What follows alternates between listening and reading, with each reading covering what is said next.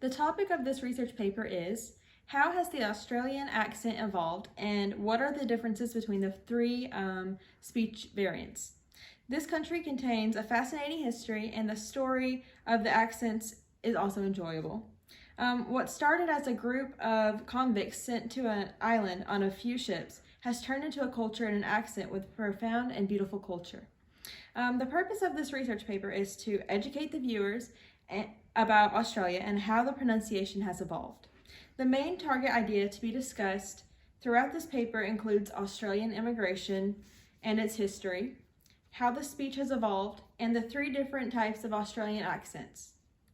On January 26, 1788, a band of ships from the Isles of Britain brought over convicts to the continent of Australia. The first established colony in this new territory was called New South Wales. The man who planned to lead this colony in the new territory was named Arthur Phillip. He was in charge of the convicts when he was back in Britain, and so now he was going to lead them when they go into Australia. The trip was around 8 months long, and the boat traveled past the edge of Africa to the large island of Australia. Out of the 700 convicts and 300 Marines and higher-ups, only around 30 people died. This is actually a picture that references the boats that they were probably on. In the beginning years of the colony of New South Wales life, the people were struggling to live. Now, by the 19th century, the land of Australia was flourishing. The accents of the migrants were a mix of different English regional dialects. The convicts were stranded on the island of Australia and had to make rules and improve understanding among colonists.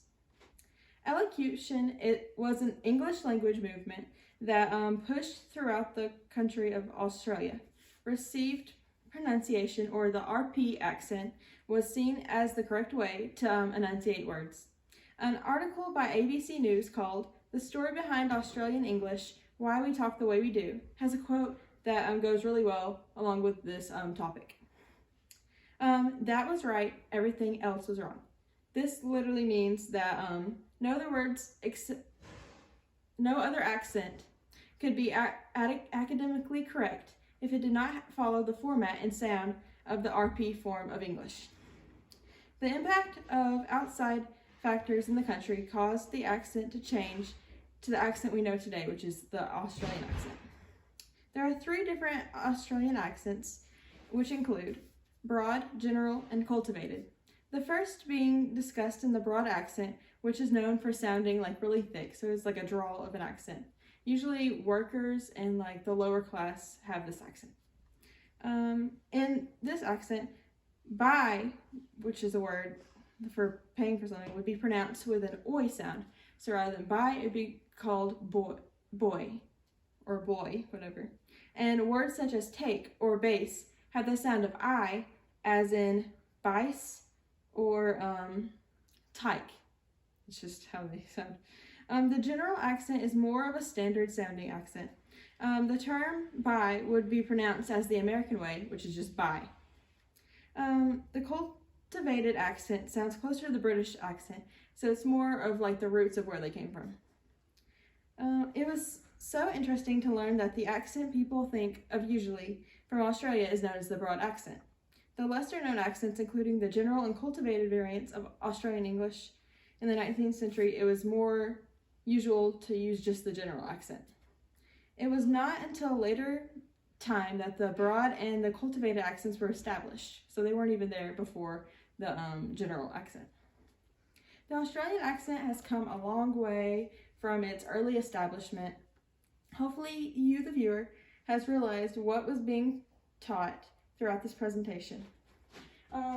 There is a quote that I need to show you though. So this says, around 50 years of the colony was established, Richards said, English people arriving in Australia started to claim that the Australians were speaking the purest English on earth. So even though people thought that the RP version of English was the most correct, the people in Australia thought that theirs was the most correct. And to just go over the three accent variations again, it includes general, broad, and cultivated. The ideas that should have been learned include history of Australian immigration, the evolving accent, and the different types of Australian accents. This topic was very fascinating to read about and research, and hopefully you have also become interested in the accents of Australia. Thank you for watching my video and have a great day.